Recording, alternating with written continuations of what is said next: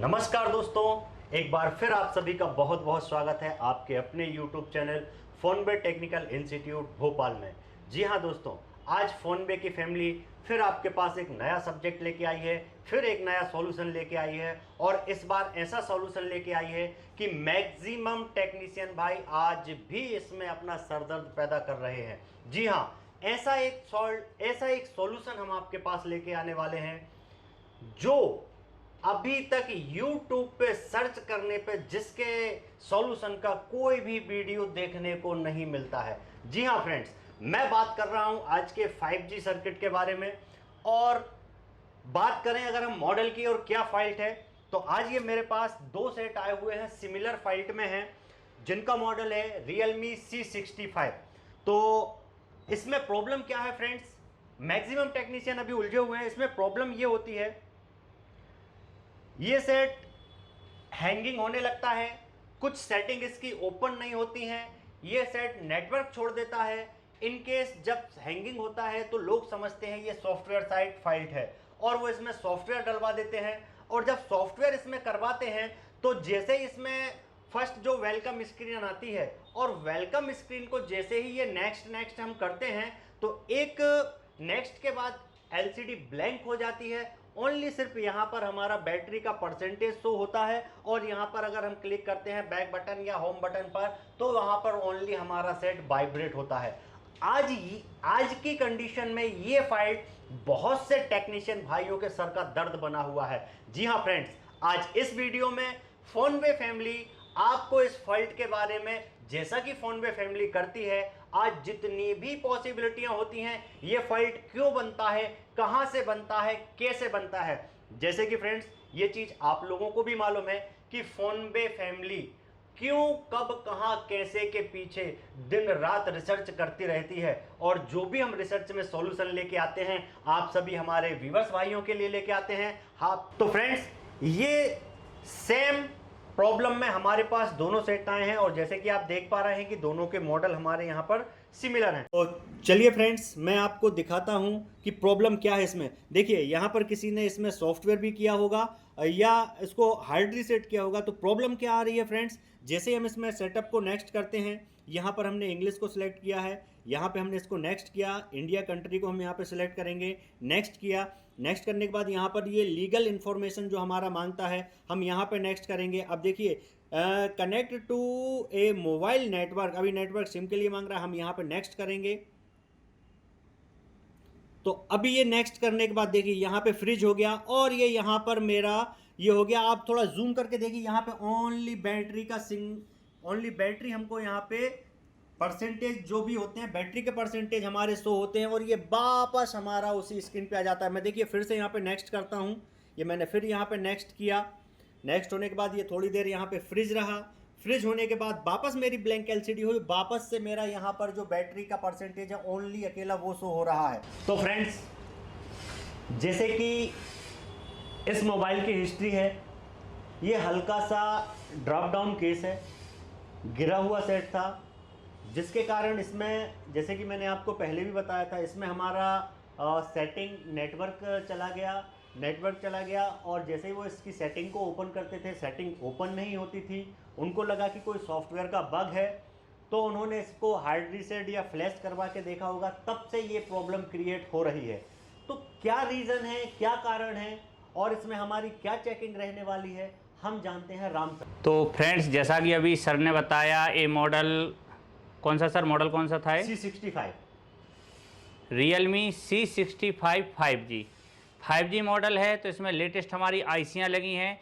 तो आज हम इस फॉल्ट के बारे में डीपली समझने वाले हैं कि आखिर ये क्यों आ रहा है। ये कोई पहला फॉल्ट नहीं है, ऐसे काफ़ी फॉल्ट रिपेयर भी कर चुके हैं, लेकिन मार्केट में ये नया है लोगों की नज़र में और अभी ये ट्रेंडिंग में है, लोग इसमें फंस रहे हैं।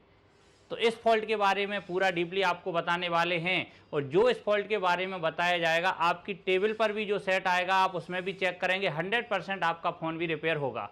तो इसकी हिस्ट्री में जैसे बताया कि इस मोबाइल की सेटिंग ओपन नहीं हो रही थी, तो कस्टमर ने इसको फॉर्मेट किया। फॉर्मेट करने के बाद जैसे ही नेक्स्ट करते हैं, वो जहां पर सिम सर्च करते हैं उसके बाद हमारी डिस्प्ले ब्लैंक हो जाती है, अकेली बैटरी का लोगो दिखता है और इसके बाद फिर दोबारा से हमारी डिस्प्ले आ जाती है, यानी उससे आगे नहीं बढ़ता।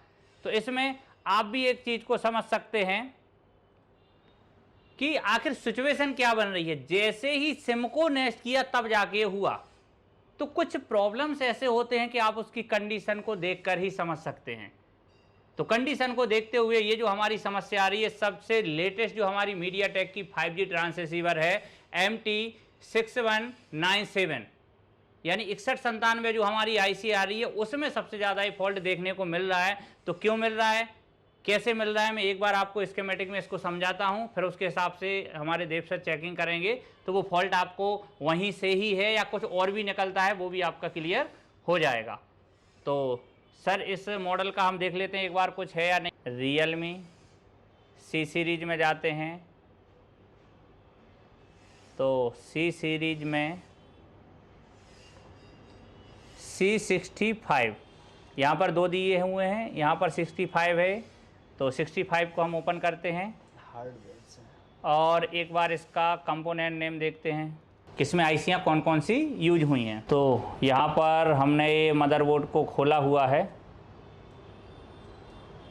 और ये तो वो मॉडल नहीं होना चाहिए।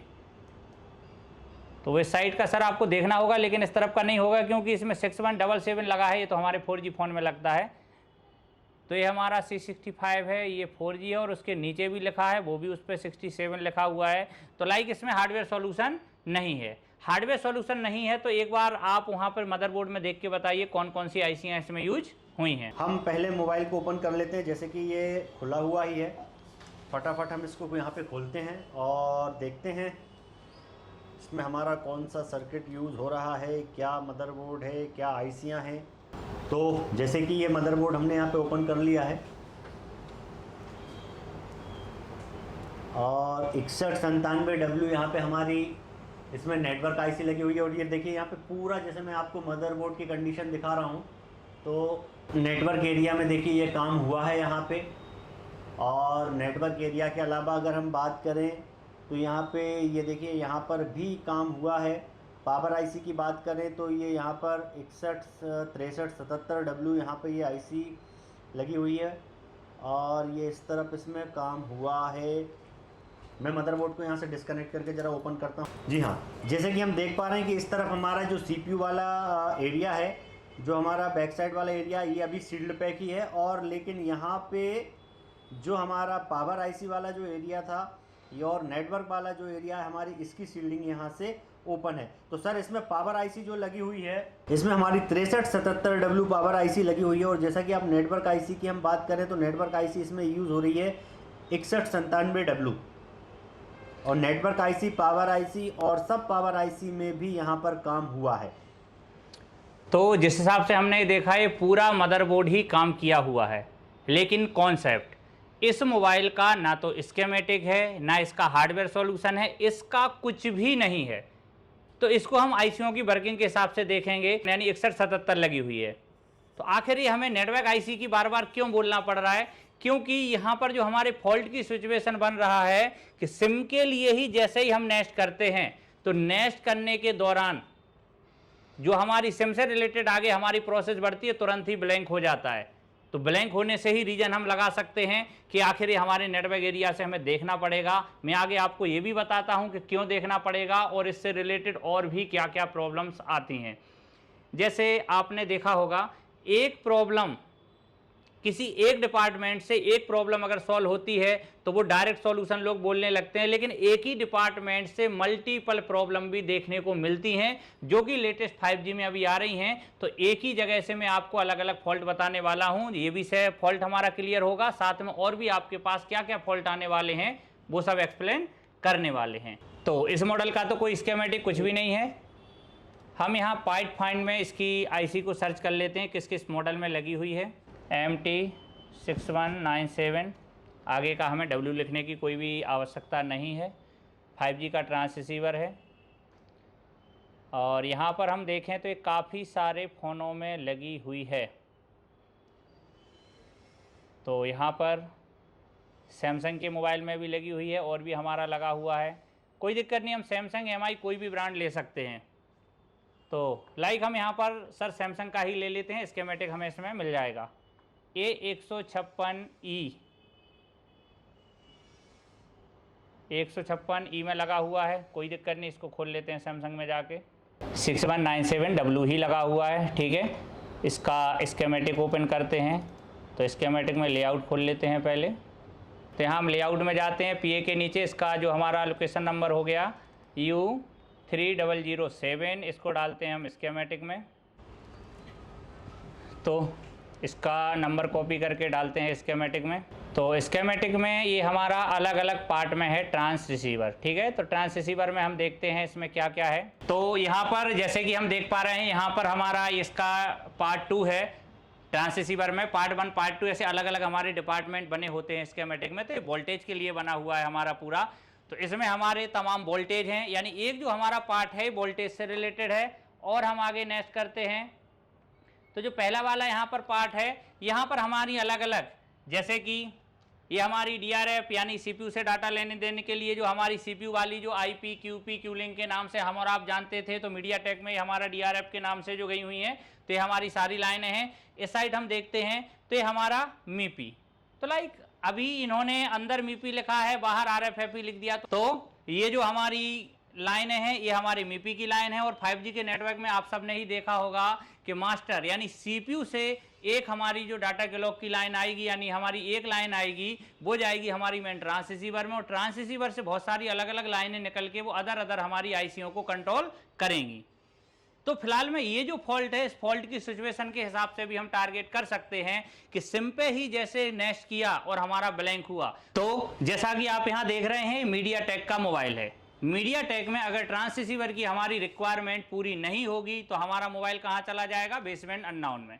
और बेसबैंड अगर नहीं आएगा हमारे मोबाइल में तो ना तो नेटवर्क आएगा ना सिम काम करेगा। तो अभी लेटेस्ट जो हमारे फ़ोन है, यानी चालू होते ही जैसे ही सिम पे क्लिक किया तो उसने बेसबैंड को सर्च किया और वहाँ पर उसको बेसबैंड नहीं मिला, नेटवर्क की रिक्वायरमेंट पूरी नहीं हो पाई, इसलिए वो वहाँ पर ब्लैंक डिस्प्ले करके बैक हो जाता है। तो आज हम इसमें देखते हैं बेसबैंड के लिए क्या क्या रिक्वायरमेंट रहने वाली है। तो बेसबैंड के लिए पहला तो हमारा CPU का कम्युनिकेशन ओके होना चाहिए, दूसरा हमारा वोल्टेज ओके होना चाहिए।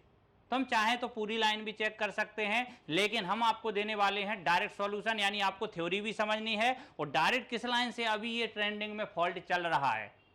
जैसा कि ये पहला सेट नहीं है, ऐसे कम से कम 20 से प्लस सेट अभी करंट में लगभग 1 से 1.5 महीने के तकरीब टाइम में आ चुके हैं। अभी ट्रेंडिंग में ये फॉल्ट चल रहा है, काफ़ी लोग परेशान हो रहे हैं। तो आप लोगों के लिए भी ये सॉल्यूशन देने वाले हैं कि यहाँ पर ज़्यादातर हमारे वोल्टेज लाइन में प्रॉब्लम आ रही है। तो किस लाइन में प्रॉब्लम आ रही है, रियलमी के जितने भी सेट आ रहे हैं उनमें देखा गया एक ही लाइन ऐसी है, अभी ये कॉमन फॉल्ट बन गया कि उससे ही प्रॉब्लम आ रही है। तो कैसे आ रही, क्यों आ रही, यहाँ पर हम लाइन को एक बार चेक कर लेते हैं। तो कम्युनिकेशन लाइन के आगे हमारा ग्राउंड, ये है हमारा 2 नंबर डिपार्टमेंट में हमारा यहाँ पर ये वोल्टेज का था। तो थोड़ा सा हम इसको जूम करके यहाँ पर हम देखते हैं, तो यहाँ पर एक 0.9 वोल्टेज दिया गया, नीचे भी 0.9 दिया गया, ये सब 0.9 का हमारा डिपार्टमेंट चल रहा है। यहाँ पर हमारा 0.9 वोल्टेज दिया गया, यहाँ पे दिया गया 0.7 और यहाँ पे दिया गया 0.8।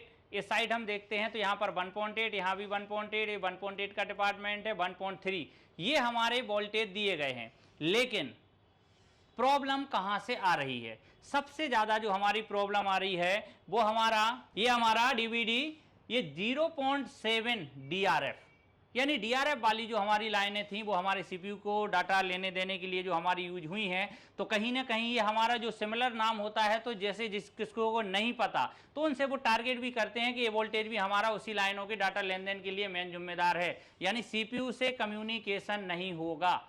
जिम्मेदार के लिए तो हमारी सारी लाइनें ओके होना चाहिए, लेकिन जो हमारा फॉल्ट है तो सबसे पहला हमारा टारगेट होता है 0.7 लाइन पर। तो ये लाइन में हम देखते हैं, इसको क्लिक करके मैंने नेक्स्ट किया।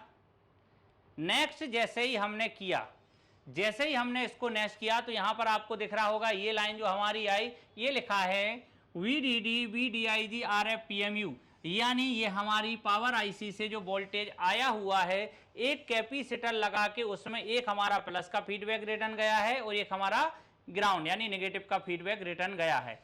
इसमें जहां जहां भी ये फॉल्ट आपको मिलेगा, जहां से फीडबैक वाली लाइन गई हुई है, ये कैपेसिटर एक अलग ही दिखेगा। अभी मैं आपको जैसे कि उस कैपेसिटर को टीवी में भी दिखाने वाला हूं, ये बिल्कुल अलग ही मिलेगा। ये सभी कैपेसिटर से थोड़ा सा साइज में बड़ा होगा।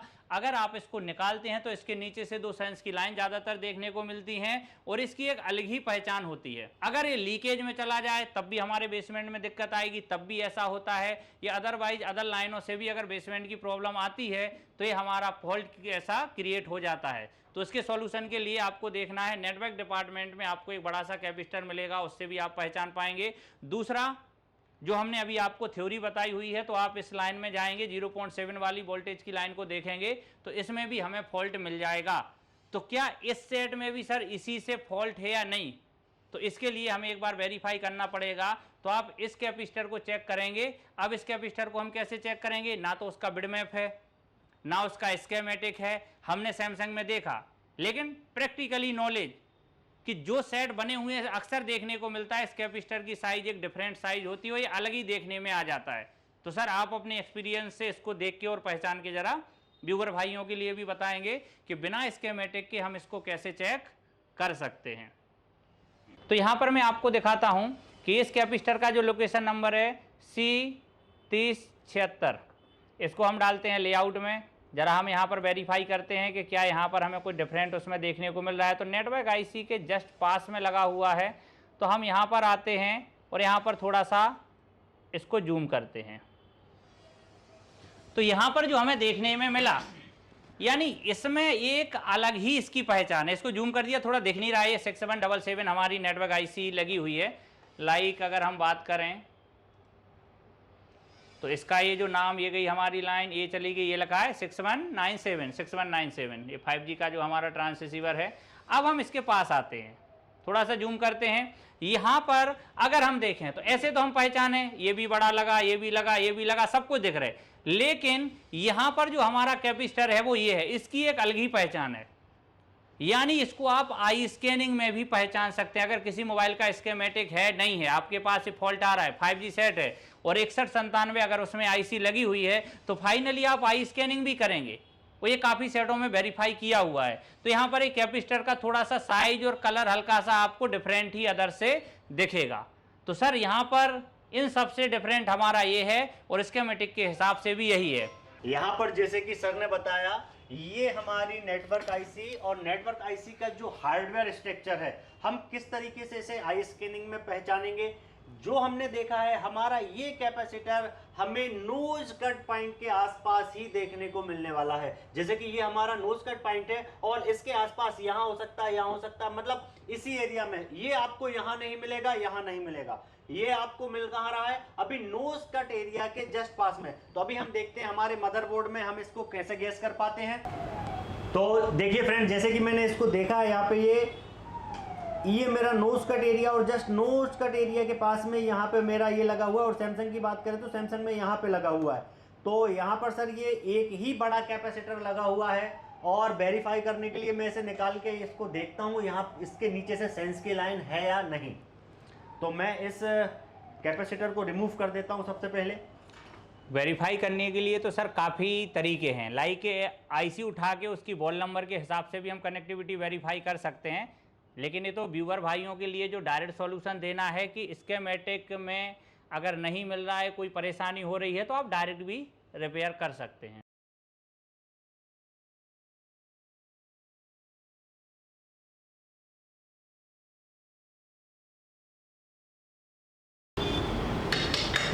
तो हमने यहाँ पर कैपेसिटर को रिमूव कर लिया है और देखते हैं, जैसा कि सर ने बताया था वो सैमसंग में, और ये यहाँ पे देखिए मैं इसे अभी क्लीन करके आपको दिखाता हूँ। हमारे प्लस माइनस सेंस के लिए जो यहाँ पे मतलब पॉजिटिव सेंस और नेगेटिव सेंस जो यहाँ पे फीडबैक वाली जो लाइन बताई थी सर ने, हम यहाँ पे अगर जूम करके इनको स्पष्ट यहाँ से देख पा रहे हैं तो ये देखिए आपको ये सेंस की लाइनें स्पष्ट ही दिख रही होंगी। एक हमारा जैसे कि ट्रांससीवर के पास से स्कैप को निकाला है तो यहाँ पे साफ साफ दिख रहा है, यहाँ से एक लाइन इसमें से ये निकली, ये भी सेंस के लिए गई, इधर से एक निकली। अब एक टर्मिनल इसका ग्राउंड होगा, एक टर्मिनल हमारा पॉजिटिव होगा, यहाँ से जाएगी। और हाँ, आपको याद रहे ये कैपेसिटर हम हटा नहीं सकते हैं। अगर ये कैपेसिटर भी हम हटा देंगे तब भी हमारी प्रॉब्लम सॉल्व नहीं होगी। यहाँ पर उतना ही बड़ा सिमिलर कैपेसिटर हमें लगाना पड़ेगा। तो सर एक बार आप यहाँ पे देखें, ये कोई आई स्कैनिंग में डैमेज तो नहीं है। अगर डैमेज नहीं है तो फिर कैपेसिटर को चेंज करेंगे। तो चलिए फ्रेंड्स, हम सबसे पहले यहाँ पर कूल टेस्टिंग करते हैं। तो कूल टेस्टिंग की अगर हम बात करें तो ये वाले जहाँ पे आप देख पा रहे हैं, मेरा 353 का मेरे को यहाँ पर कूल टेस्टिंग में रीडिंग देखने को मिल रहा है, और ये मेरा दूसरा सिरा यहाँ पे ग्राउंड है। चलिए, तो सर कूल टेस्टिंग तो मेरी यहाँ पर ओके है। तो चलिए सर, हम यहाँ पर इसका कैपेसिटर चेंज करते हैं। हालांकि मुझे यहाँ पर कोई लीकेज या सॉल्टिंग देखने को नहीं मिल रही, तो हो सकता है हमारा कैपेसिटर ही लीकेज में पड़ा हो। तो सबसे पहले हम फटाफट यहाँ पर कैपेसिटर को चेंज करते हैं। एक सिमिलर साइज और सिमिलर वैल्यू का कैपेसिटर मैं यहाँ पे लगा रहा हूँ।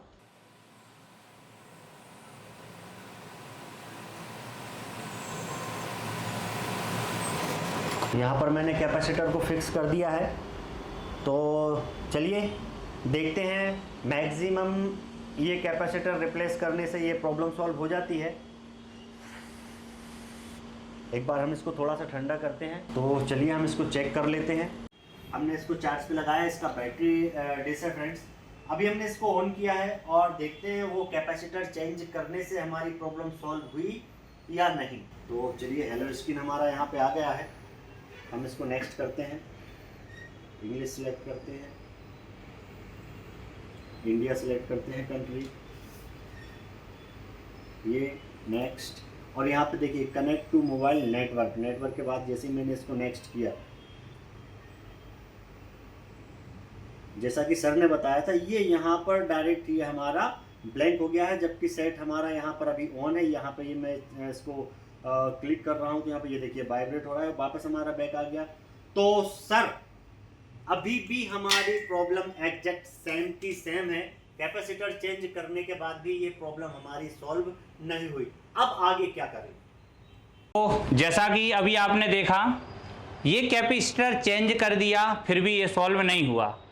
जैसा कि इस कैपेसिटर से कितनी तरह की अभी प्रॉब्लम आ रही है। 0.7 की हमारी लाइन में लगा हुआ है। ये कैपेसिटर लीकेज में होने से कई सेट यहाँ इसको रिप्लेस करके फॉल्ट के बनाए गए हैं, और कई बार तो लीकेज में नहीं निकला तब भी इसको डायरेक्ट बदल दिया, तब भी कई से सॉल्व हमारे हुए हैं। तो यहाँ पर भी ये लीकेज में नहीं है, फिर भी इसको रिप्लेस किया है, लेकिन ये समस्या सॉल्व नहीं हुई।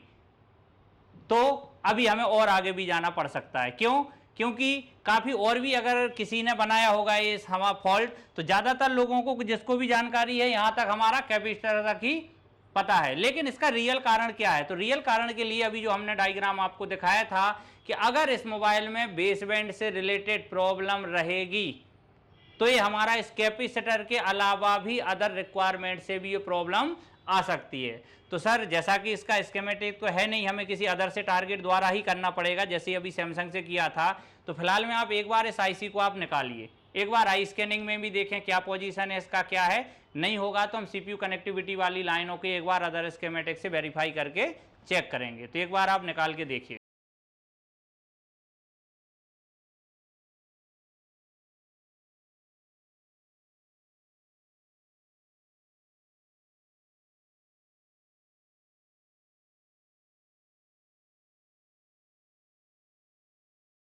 तो ये मैंने सर यहाँ से रिमूव की है, और इसके 2 ट्रैक मेरे को मिस मिल रहे हैं सर।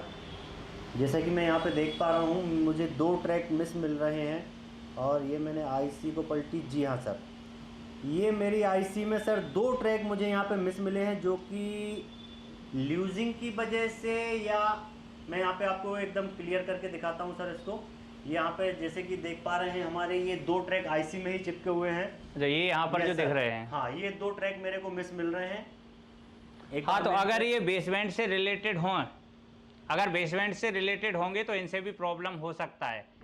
क्योंकि लाइक हमारी बैंड वाली अगर कोई लाइन होगी तो बैंड वाली लाइन के उखड़ने से बेसबैंड में इशू नहीं होता है। बेसबैंड में इशू होगा या तो वोल्टेज की लाइन से या फिर हमारे तो सीपीयू वाली लाइन यहाँ पे जैसे कि सर मैं ये देख पा रहा हूँ, और ये मेरी नेटवर्क आईसी है, जिसके ये मेरे 2 ट्रैक अभी जो मिस हुए हैं, ये इसी में इंटरनल इसी के अंदर लगे हुए हैं। और अगर नोच कट पॉइंट के मुताबिक अगर मैं बात करूं, हाँ, इसके हिसाब से ये हुआ हमारा A1, ये आएगा, फिर यहाँ पर A2, ये A3 है, हाँ, और ये हमारा C1 है। एक बार हम वेरीफाई कर लेते हैं इसको जी। C1 और A3। तो लाइक स्कीमेटिक में एक बार हम इसको देखते हैं। है ये 3 ये दिया हुआ है, ये एनसी है, जी। यानी ये भी हमारा सीपीयू का कम्युनिकेशन के लिए था। तो ये जो हमारा बॉल एक उखड़ा हुआ है C1, इसको हमें बनाना पड़ेगा। ये हमारे बेसमेंट के लिए मेन जिम्मेदार है, क्योंकि यहाँ से जो हमारी लाइन जाएगी, तो हम इसको एक बार आपको दिखा भी देते हैं। C1 यहाँ से हमने इस लाइन को पकड़ा, चलते हैं आगे, नेक्स्ट। तो ये हमारा U5000 यहाँ पे लगा हुआ है, तो ये हमारा सीपीयू का डिपार्टमेंट है, तो यहाँ पर ये हमारा आ गया है। और हम आगे जाते हैं नेक्स्ट, तो जहाँ से हम गए थे वहाँ हम लौट के वापस आ गए।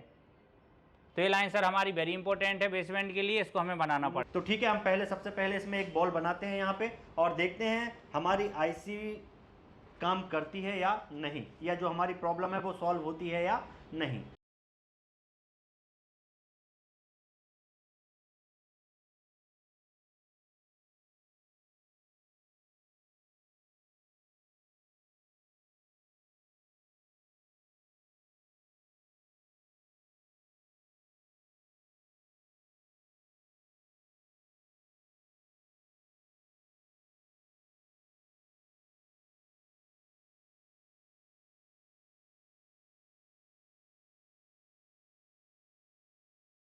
तो चलिए फ्रेंड्स, हम आईसी को फिक्स करते हैं यहाँ पे और देखते हैं हमारी जो प्रॉब्लम थी वो सॉल्व होती है या हमें आगे और भी जाना पड़ सकता है। तो अभी तो ये डायरेक्टली आईसी निकालने के बाद ही हमें ये दिखा यहाँ पे और डिस्टरबेंस दिखा, और सर ने जो स्कीमेटिक के मुताबिक बताया तो यहाँ पे था। अगर इसके बाद भी नहीं हुआ तो और भी कितनी लाइनें जिम्मेवार हैं, तो ये हम जानेंगे राम सर से।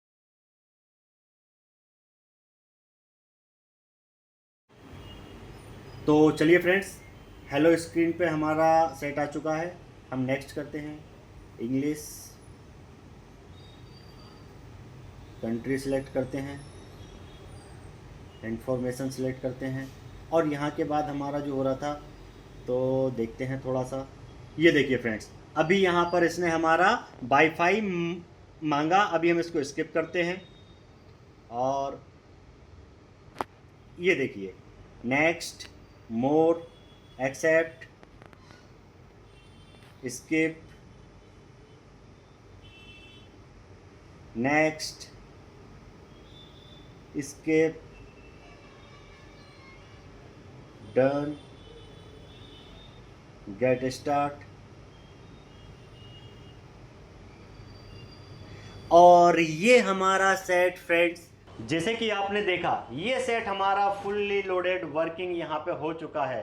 और अभी YouTube पे इससे रिलेटिव किसी का वीडियो भी नहीं आया, और ये सॉल्यूशन हमारे व्यूअर भाई के लिए, हमारे सब्सक्राइबर भाई के लिए है। तो फ्रेंड्स, आप ये सोच रहे होंगे कि कैसे किया। तो फ्रेंड्स, जैसे कि मैंने आपसे पहले भी कहा था, फोनबे की टीम जो है वो क्यों, कब, कहां और कैसे के पीछे रिसर्च करती रहती है, उस नॉलेज के पीछे भागती रहती है। और अभी हमारा सितंबर बैच से थोड़ा सा पैटर्न और चेंज कर दिया है फ्रेंड्स। यहां पर जो हमारी क्लास होने वाली है, उस क्लास में आपको per day theory, per day practical, और यहां पर लाइव क्लास में ही सारे सेट स्टूडेंटों के सामने ही रिपेयर किए जाएंगे, पर डे रिपेयर किए जाएंगे। तो यहाँ पर अभी भरपूर उनको प्रैक्टिकली नॉलेज यहाँ पर मिलने वाला है। अगर आप अपडेट होना चाहते हैं, अगर आप नए इस फील्ड में आना चाहते हैं, और अगर अभी तक आपको कोई इंस्टीट्यूट तरीके का नहीं मिला है, तो एक बार विजिट जरूर कीजिएगा। अगर इस तरीके का डीप स्कीमेटिक नॉलेज आपको चाहिए, तो हमारा अगला बैच 25 अक्टूबर से स्टार्ट होने वाला है। अगर आप अपडेट होना चाहते हैं, अपने आप को अपग्रेड बनाना चाहते हैं, स्कीमेटिक का डीप नॉलेज चाहते हैं, और यहाँ पर एक अच्छी खासी हैंड स्किल आप सीखना चाहते हैं, तो हमें ज्वाइन कीजिएगा Phonebay Technical Institute Bhopal. Thank you.